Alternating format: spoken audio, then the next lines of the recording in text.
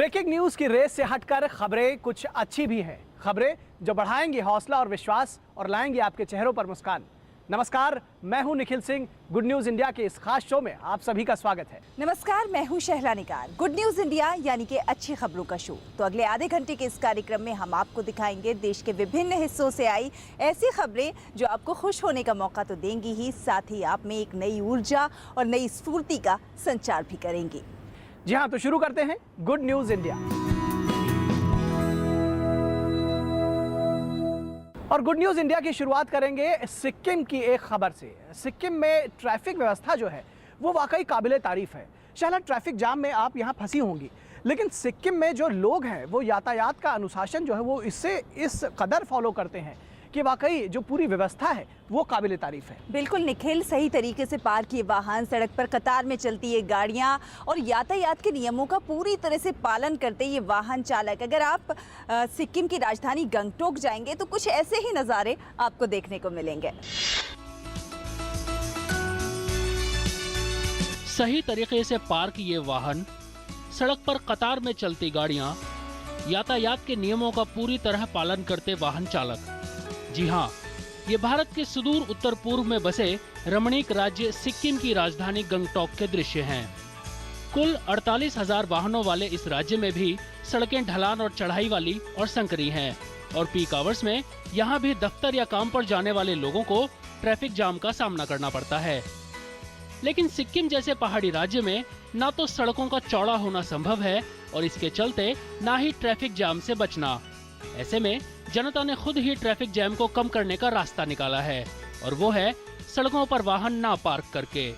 यहाँ सिर्फ निर्धारित स्थानों पर वाहन पार्क होते हैं और यही नहीं, सड़क पर चलते हुए भी सभी वाहन, चाहे वो कार हो, टैक्सी या फिर दुपहिया वाहन, सभी एक कतार में चलते हैं। जब हमने सिक्किम के परिवहन सचिव SBS भदौरिया से बात की तो उन्होंने इस अनुशासन के पीछे का कारण कुछ यूं बताया। तो सिक्किम सरकार ने एक निर्णय लिया कि हम उन्हीं लोगों को गाड़ी का परमिट देंगे जिनके पास पार्किंग की व्यवस्था है। तो अभी जब कोई अप्लाई करता है तो हम पुलिस के द्वारा, म्यूनिसिपल कॉर्पोरेशन के द्वारा एक सर्टिफिकेट लेते हैं कि जो आदमी एप्लीकेंट है उसके पास पार्किंग व्यवस्था है। सिक्किम की सड़कों पर आप न सिर्फ यातायात अनुशासन देखेंगे बल्कि किसी वाहन के हॉर्न का शोर भी आपको सुनाई नहीं देगा। इसी के चलते राज्य परिवहन विभाग जल्द ही नो हॉकिंग नियम लागू करने जा रहा है। ये एक ऐसा प्रपोजल सरकार से अप्रूव किया जाए कि एक पहले उसको अवेयरनेस कराएंगे, 2-4 साल देखेंगे कि अवेयरनेस करके इससे काम चल जाता है, ठीक है, नहीं तो उसको लीगल फॉर्म देंगे। हॉर्न बजाना कम से कम मिनिमाइज करेंगे। कहते हैं अगर इंसान सीखना चाहे तो हर जर्रा कुछ सिखा सकता है और सिक्किम के पास तो सिखाने के लिए बहुत कुछ है। सिक्किम में न सिर्फ अद्भुत प्राकृतिक सौंदर्य बल्कि अनुशासन भी है, जो यहाँ के अनुशासन प्रिय निवासियों की जिंदगी का अहम हिस्सा बन चुका है। तो आइए सिक्किम और देखिए कैसे ये छोटा सा राज्य अनुशासन के मामले में इतना बड़ा बन गया। तो शहला, सिक्किम के लोगों ने एक मिसाल कायम की है हम सबके सामने कि आखिर अगर वो ट्रैफिक का ऐसा गजब का अनुशासन कायम कर सकते हैं तो हम क्यों नहीं। बिल्कुल, और अगर हमारे दिल्ली में और पूरे देश भर में इस तरह का अनुशासन कायम हो तो सचमुच व्यवस्था बहुत अच्छी हो सकती है। बिल्कुल, व्यवस्था अच्छी हो सकती है। और अब खबर इंडोनेशिया से। इंडोनेशिया में टोफू बनाने के लिए जो पानी वेस्ट होता है उसका उपयोग अब बायोगैस बनाने में किया जा रहा है। और सबसे खास बात है कि वो बायोगैस जो इससे बनती है उसकी लागत भी कम होती है और पर्यावरण का संरक्षण भी होता है। बिल्कुल, दूषित पानी का संरक्षण कर बायोगैस बनाने की जो पहल है ये अपने आप में सचमुच बहुत खास है, क्योंकि बायोगैस जहां अक्षय ऊर्जा और सतत ऊर्जा का साधन है, वहीं इसमें लागत भी कई गुना कम आती है और ये बाकी गैस के मुकाबले 10 गुना ज्यादा सस्ती भी पड़ती है। इंडोनेशिया के जावा द्वीप के छोटे से एक गांव में टोफू के उत्पादन में बर्बाद हो रहे पानी को बायोगैस उत्पन्न करने के काम में प्रयोग किया जा रहा है, जिससे लागत में कटौती, ऊर्जा बचत और पर्यावरण की रक्षा हो रही है। कालीसारी गांव, जहां 240 से ज्यादा टोफू की कार्यशालाएं हैं, वहां हाल ही में इंडोनेशिया की एजेंसी BPPT द्वारा एक प्रयोग किया गया है। प्रयोग करने वाली एजेंसी ने कहा है कि टोफू ऊर्जा का एक साधन है जिसे घर में खाना बनाने जैसे ईंधन के रूप में प्रयोग किया जा सकता है। इससे न केवल बायोगैस उपलब्ध कराने में मदद होगी बल्कि प्राकृतिक प्रदूषण को भी बड़े स्तर पर कम किया जा सकता है। एशिया के कई देशों में टोफू का उपयोग बड़े स्तर पर किया जाता है। Jadi sekarang itu ada bonus keluar gas. Dan tofu ऊर्जा का स्रोत भी है और इसे घरों में खाना पकाने और अन्य प्रकार के उपयोग में लाया जा सकता है। केवल सरकार ही हमें बायोगैस उपलब्ध करा रही है। इस ऊर्जा का मुख्य उद्देश्य पर्यावरण प्रदूषण को कम करना है। jadi tujuannya itu mengurangi pencemaran lingkungan. कालीसारी गांव में टोफू फैक्ट्रियों से निकले दूषित पानी को सीधे नदी में बहाए जाने के बजाय इसे भूमिगत सीवर तंत्र द्वारा साफ किया जाता है। इस प्रक्रिया के दौरान मीथेन बैक्टीरिया द्वारा इस दूषित पानी को साफ किया जाता है, जिससे बायोगैस बनती है, जबकि बचा हुआ पानी साफ हो जाता है। इस बायोगैस को घर में रसोई गैस के रूप में उपलब्ध कराया जाता है और बचे हुए पानी को खेतों और नदियों में डाल दिया जाता है। जैविक कचरे में जो भी रसायन होते हैं उनकी ज्यादातर मात्रा के सेवन कीटाणु कर लेते हैं और इससे 70 से 80% तक मीथेन गैस का सीधा उत्पादन किया जा सकता है।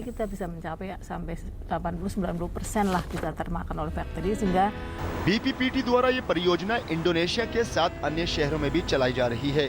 परियोजना के अंतर्गत इस तकनीक से देश में 2020 तक ग्रीन हाउस गैसों में 26% तक की कटौती होने की उम्मीद है। itu perharinya menghasilkan kurang lebih 2000. ये गांव करीब 24,500 लीटर बायोगैस तैयार करता है, जिसका सार्वजनिक इस्तेमाल किया जाता है। गांव के लोग 24 घंटों में औसतन 91 लीटर बायोगैस का उपयोग करते हैं। Dalam 24 jam itu kurang lebih sekitar 91 litre gas yang mereka gunakan. कालीसारी गांव में इस रिएक्टर के लगने से बायोगैस के उत्पादन में अच्छी मात्रा में वृद्धि देखी गई है। स्थानीय लोगों का कहना है कि इस प्रणाली से उनके निर्वाह खर्च में कटौती हुई है। गांव वालों का कहना है कि बायोगैस पेट्रोलियम गैस के मुकाबले 10 गुना ज्यादा सस्ती है। mendingan pakai biogas. मैं एलपीजी के बजाय बायोगैस प्रयोग करती हूँ। अगर एलपीजी इस्तेमाल करें तो परिवार को 1 महीने में 3 से 4 सिलेंडर चाहिए। Pengiritan biogas itu sebulannya itu 10.000. बीपीपीटी का कहना है कि इंडोनेशिया में औद्योगिक प्रक्रिया के दौरान पानी की बर्बादी बहुत ज्यादा है, जिससे 1 मिलियन टन कार्बन डाइऑक्साइड उत्सर्जन हर वर्ष होता है। बायोगैस जहां अक्षय और सतत ऊर्जा का सस्ता साधन है, वहीं दूसरी तरफ ये प्राचीन ईंधन का विकल्प भी उपलब्ध कराता है। Good news India, DD news. और फिलहाल यहाँ रुकेंगे एक छोटे से ब्रेक के लिए। आप कहीं मत जाइएगा, हम जल्द हाजिर होंगे। और ब्रेक के बाद जब हम लौटेंगे तब हम आपको मिलवाएंगे मुंबई के अब्बास से, जो नेत्रहीन भी हैं, मूक और बाधिर भी हैं, लेकिन उसके बावजूद उन्होंने एक मिसाल कायम की है। मेरे गांव की लड़की रानी है ना, वो इस साल 6ठी में पहुंच गई। और वो बबलू कितना बीमार रहता था बचपन में। माँ बाप भले ही भूल जाए, पर मैं नहीं भूलती। कौन सा टीका लग चुका है, कौन सा टीका लगना है। अगर आपके परिवार में भी किसी बच्चे का टीकाकरण छूटा हुआ है तो मिशन इंद्रधनुष दे रहा है आपको एक और मौका। अधिक जानकारी के लिए निकट के स्वास्थ्य केंद्र, आशा दीदी या ANM बहन से संपर्क करें। मिशन इंद्रधनुष, जिंदगी इंद्रधनुष बनाए। तारीख बदलती है, आंकड़े बदलते हैं, तस्वीरें बदल जाती हैं, लेकिन सच नहीं बदलता। अपने परिवार को इस खौफनाक सच से बचाएं। सावधानी से गाड़ी चलाएं। गलत लेन में ड्राइविंग, तेज रफ्तार, सीट बेल्ट नहीं लगाना और ट्रैफिक सिग्नल की अनदेखी जैसी गलतियां जानलेवा हो सकती हैं। भाई बोले तो अपुन के एरिया में अपुन से बड़ा डेंजर कौन आ गया भाई? डेंगू और चिकुनगुनिया। बोले तो दोनों का गेम बजाते थे भाई। अरे पापा, कूलर में मच्छर की फैक्ट्री डाले लाए क्या? ड्रम, कूलर, गमले, पक्षियों के बर्तन वगैरह को हर हफ्ते साफ करने का। टायर, प्लास्टिक के कप, ग्लास, नारियल के खोल में पानी जमा न होने दे। डेंगू और चिकुनगुनिया का मच्छर साफ पानी में पनपता है। मच्छर के काटने से बचे। बुखार हो तो पैरासीटामोल लेने का, एस्प्रिन नहीं। पर भाई ये बीमारी का पता कैसे चलेगा भाई? सीधा है रे। बदन दर्द, सर दर्द, तेज बुखार, थकावट, बदन पे दाने निकले तो मतलब डॉक्टर को मिलने का, खुद डॉक्टर नहीं बनने का, समझा? वाह भाई, आप तो सचमुच के MBBS हो भाई। उंगली थाम के जिसने चलना सिखाया, कड़ी मेहनत करके हमको पढ़ाया, हमारी खुशियों को अपनी खुशी बनाया, जिंदगी के हर सुख दुख में जो एक साया बनकर साथ रहे, ढलती उम्र में इन्हें अकेला ना छोड़ें। ध्यान रखें, माता पिता एवं वरिष्ठ नागरिक भरण पोषण एवं कल्याण अधिनियम 2007 के तहत माता पिता की देखभाल करना हमारा कर्तव्य है और उनको बेसहारा छोड़ना एक दंडनीय अपराध है। सामाजिक न्याय और अधिकारिता मंत्रालय, भारत सरकार द्वारा जनहित में जारी। ब्रेक के बाद एक बार फिर आप सभी का स्वागत है गुड न्यूज इंडिया में। और अब बात करेंगे मुंबई के अब्बास की। अब्बास मूक बधिर भी है, दृष्टिहीन भी है, बावजूद इसके उसने एक मिसाल कायम की है। क्यों शैला? बिल्कुल निखिल, अब्बास ने मिसाल कायम की है क्योंकि अब्बास देख नहीं सकते, बोल और सुन भी नहीं सकते। उन्होंने अपनी शिक्षा हेलन केलर संस्थान से प्राप्त की और फिर उन्होंने अपने इसी ज्ञान को अपने जैसे और अन्य लोगों में बांटने का फैसला लिया है। ये है अब्बास, जो प्रूफ रीडिंग के काम के साथ ही विशेष रूप से सक्षम लोगों के हेलन केलर संस्थान में पढ़ता है। अब्बास नेत्रहीन होने के साथ साथ बोल और सुन भी नहीं सकता। उसने अपनी शिक्षा इसी संस्थान से प्राप्त की है और फिर उसने अपने इस ज्ञान को इस संस्थान में बांटने का फैसला लिया। लोगों का कहना है कि हर कोई शिक्षा प्राप्त करने में सक्षम होता है। शिक्षा का अधिकार प्रत्येक बच्चे का मौलिक अधिकार है, जिसमें विशेष रूप से सक्षम लोग भी शामिल हैं। जो लोग बोल और सुन नहीं सकते, वे ब्रेल के ज्ञान से कंप्यूटर की रोमांचक प्रौद्योगिकी को चलाने का फायदा उठा सकते हैं। भारत में हेलन केलर संस्थान यही सेवा विशेष रूप से सक्षम लोगों को प्रदान करता है। इस संस्थान का मुख्य कार्य कंप्यूटरकृत मिनी ब्रेल प्रेस है, जो कि विशेष रूप से सक्षम लोगों के लिए अनूठी और अग्रणी परियोजना है। We have students who have cleared their SSC. There are some of them who are into 3D animation. Some of them are in dancing for Shamak Daur. Some of them are doing some business activity of their own. It's a great feeling and they are nowhere lagging behind in any of this. जो युवा सुन नहीं सकते, वे graphics में कुशल हैं और card और स्पर्श graphics में शैक्षणिक सामग्रियों को बनाते हैं। जो देख नहीं सकते, वे ब्रेल में कुशल हैं और सामग्रियों का प्रूफ रीडिंग करने में मदद करते हैं। ये संस्थान सामाजिक विषमताओं को दूर करने का प्रयास करता है, साथ ही विकलांगों को आत्मनिर्भर बनाकर समाज की मुख्य धारा में एकीकृत होने का अवसर प्रदान करता है। मुंबई से गुड न्यूज इंडिया के लिए सोनाली की रिपोर्ट। और अब आपको मिलवाते हैं उत्तर प्रदेश के ट्रिपल आईटी के एक छात्र अविनाश से। अविनाश ने दरअसल एक ऐसा रोबोट तैयार किया है जो हत्या, लूट, डकैती इत्यादि जैसे मामलों में बहुत कारगर साबित हो सकता है। ये रोबोट जो है, ये कुछ मिनटों में ही अपराधी का स्केच तैयार कर सकता है। और शैला, सबसे खास बात है कि ये जो स्केच तैयार करेगा वो काफ़ी एक्यूरेट होगा और सीसीटीवी फुटेज में चेहरों की मिलान भी कर सकेगा ये रोबोट। और अगर मकाऊ में इसको लेकर के एक प्रदर्शनी होने वाली है, अगर वहाँ पर ये खरा उतरता है तो आने वाले समय में ये पुलिस के लिए एक एसेट साबित होगा। इलाहाबाद के ट्रिपल आईटी के छात्र अविनाश कुमार सिंह ने एक ऐसा आविष्कार किया है जो अपराधियों की नकेल कसने में काम आएगा। अविनाश ने एक ऐसा नायाब रोबोट बनाया है जो हुलिया बताने पर किसी का भी लगभग हूबहू स्केच तैयार कर देता है। ये रोबोट मौखिक निर्देशों को सुनकर स्केच बनाने में माहिर है। 3 वर्षों की कड़ी मेहनत के बाद तैयार हुआ ये रोबोट सीसीटीवी फुटेज से चेहरों का मिलान भी कर सकता है। इस रोबोट के पूरे शरीर में इलेक्ट्रॉनिक उपकरण लगाए गए हैं। ये निर्देश देने वाले व्यक्ति की तरफ देखकर और आवाज सुनकर सारी जानकारी लेता रहता है और साथ ही स्केच भी तैयार करता रहता है।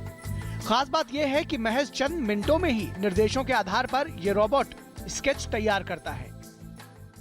आप देखेंगे 15-20 मिनट का समय लेता है और उसके बाद आपको एक फुल स्केच बना के ये दे देता है। तो ये स्केच आप एक पब्लिक न्यूज़पेपर में रिलीज़ कर सकते हैं, आप अपने डेटाबेस में चेक कर सकते हैं। तो इससे आपकी स्पीड जो है क्रिमिनल को आइडेंटिफाई करने में, ट्रैक करने में बहुत ही जल्दी बढ़ जाती है और बहुत ही जल्दी आप बहुत ही कुछ समय के अंदर आप पहचान पाते हैं कि कौन किस बंदे ने क्राइम किया है। अपने इस आविष्कार के साथ ही ट्रिपल आईटी का ये इंजीनियर वैज्ञानिक के तौर पर मशहूर हो गया है। अविनाश के इस सपने को सच कर दिखाने में उनके संस्थान के प्रोफेसर जीसी नंदी का बड़ा योगदान है। प्रोफेसर नंदी के दिशा निर्देशन में ही अविनाश ने ये रोबोट तैयार किया है। अपने छात्र की इस उपलब्धि पर फूले नहीं समा रहे प्रोफेसर नंदी का मानना है कि अपराधियों की नकेल कसने में ये रोबोट बेहद कारगर सिद्ध होगा। जेस्चर बेस्ड कम्युनिकेशन का ऊपर जो काम हो रहा है, एक PhD थीसिस निकल रहा है, तो वो टेक्नोलॉजी को सहारा लेते हुए रोबोट आदमी के साथ इस तरह, आदमी को कुछ जानकारी का जरूरत नहीं है, वो प्रोग्रामिंग नहीं जानता है, रोबोट चलाना नहीं आता है, वो जरूरत भी नहीं है, वो जो जानता है उसी से रोबोट के साथ कम्युनिकेट कर सकता है। अविनाश के रोबोट की असली परीक्षा मकाऊ में होनी है, जहां 3 से 5 नवंबर तक होने वाली institute of electrical and electronics engineers यानी IEEE की कॉन्फ्रेंस में इसका प्रदर्शन किया जाएगा। ये देखना जरूरी है कि वहां ये अंतर्राष्ट्रीय मानकों पर खरा उतरे। अगर ऐसा हुआ तो अविनाश का ये रोबोट पुलिस समेत तमाम सुरक्षा एजेंसियों के लिए बेहद मददगार साबित होगा। इलाहाबाद से गुड न्यूज इंडिया के लिए उमाशंकर गुप्ता की रिपोर्ट। और गुड न्यूज इंडिया में यहाँ रुकेंगे एक छोटे से ब्रेक के लिए, लेकिन आगे भी अच्छी खबरों का सिलसिला जारी रहेगा। जी हाँ बिल्कुल, और ब्रेक के बाद जब वापस लौटेंगे तो आपको दिखाएंगे कि सांप्रदायिक सौहार्द और गंगा जमुनी तहजीब की मिसाल किस तरह से कायम की कोटरा जालौन के लोगों ने।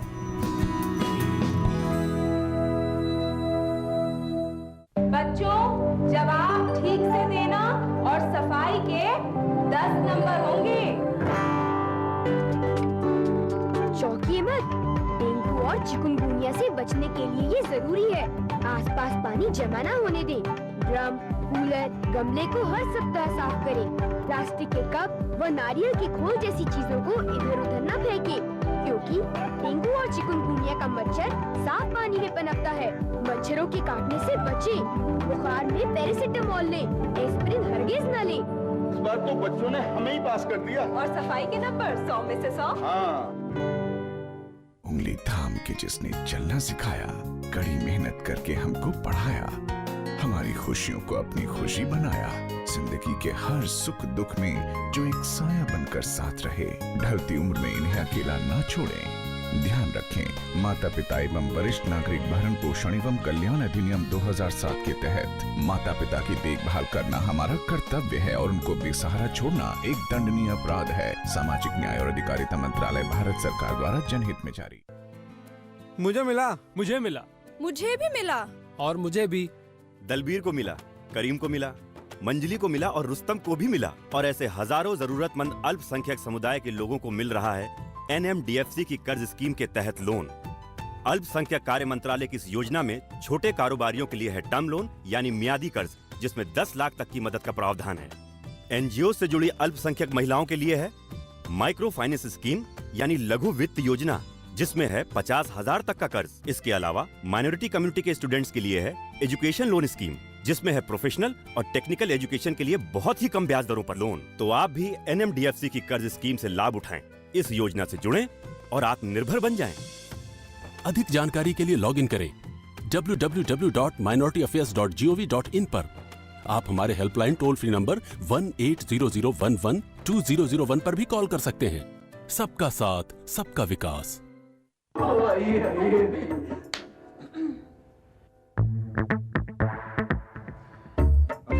आज्ञा दीजिए। दरवाजे से ही क्यों? मेहमान नवाजी का मौका तो दीजिए। मेहमान नवाजी या मच्छर नवाजी? मच्छर नवाजी? हाँ, घर में मच्छरों की इतनी आवभगत। पता नहीं मच्छरों से डेंगू, चिकनगुनिया जैसी बीमारियाँ। हाँ, सुनो तो है, पर ये सोचने का नहीं, करने का टाइम है। ड्रम, कूलर आदि को हर सप्ताह साफ करें। ऐसी कोई भी चीज जिसमें पानी जमा हो सके उसे इधर उधर ना फेंकें। मच्छरों के काटने से बचे। बुखार में पैरासिटामोल लें, एस्पिरिन हरगिज नहीं। तेज बुखार और थकावट होने पर तुरंत अस्पताल चलें। तो आप क्या कहना पसंद करेंगे, मच्छर नवाज या मेहमान नवाज?